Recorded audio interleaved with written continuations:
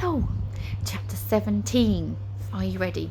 So we know that Flabbergast and Gazillion have gone through like a portal together. But really there should only be one person that's gone through. Only one person gets to ask the tower their question. So what's going to happen now?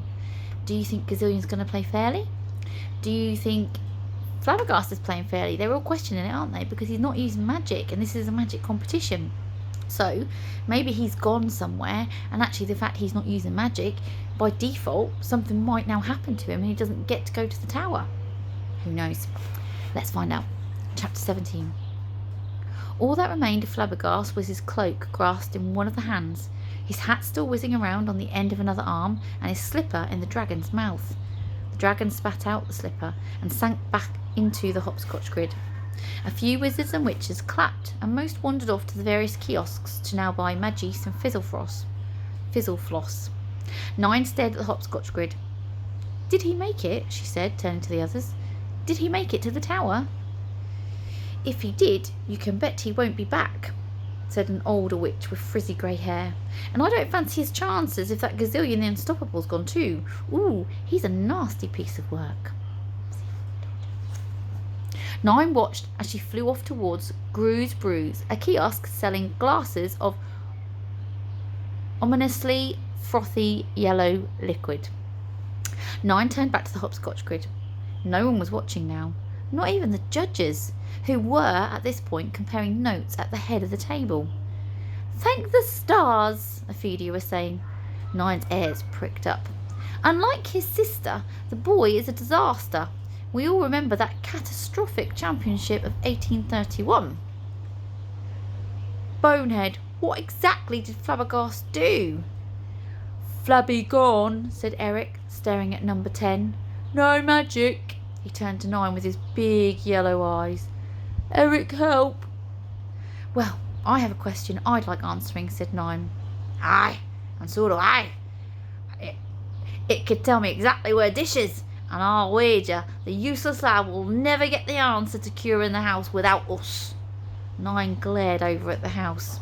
It was now rocking violently from side to side, with red flares shooting out of its chimney.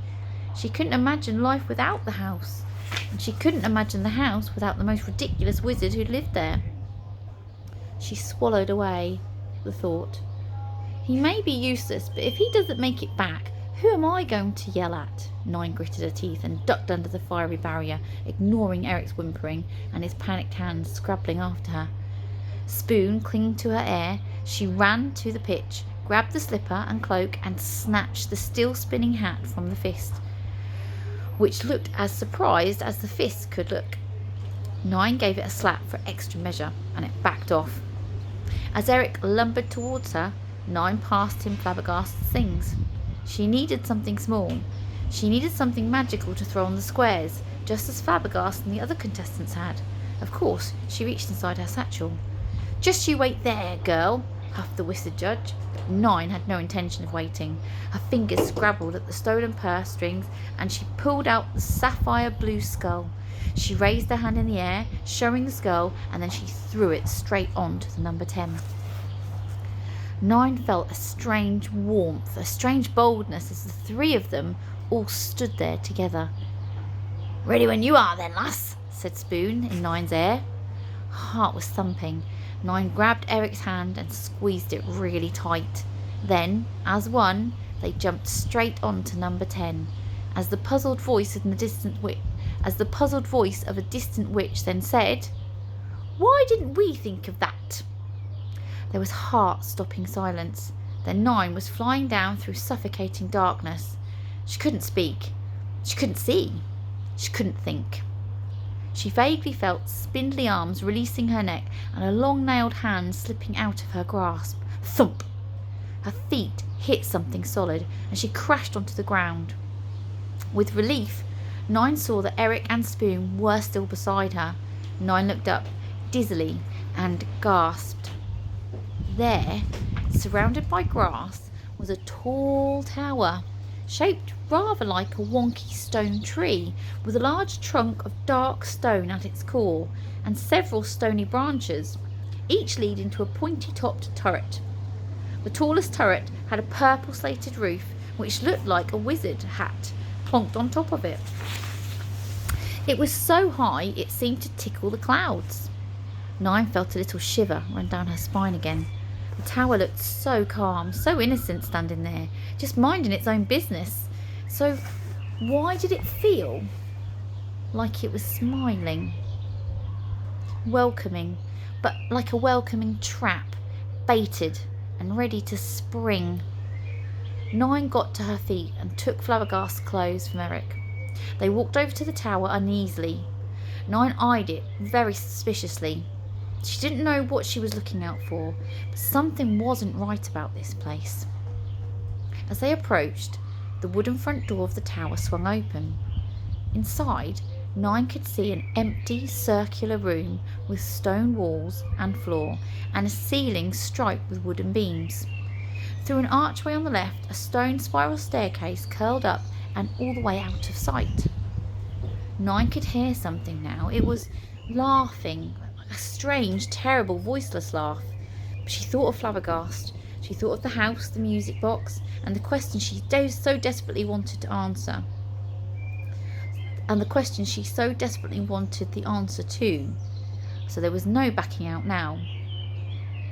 "Well," 9 said, hoping she sounded braver than she actually felt. "Let's find some answers and a wizard."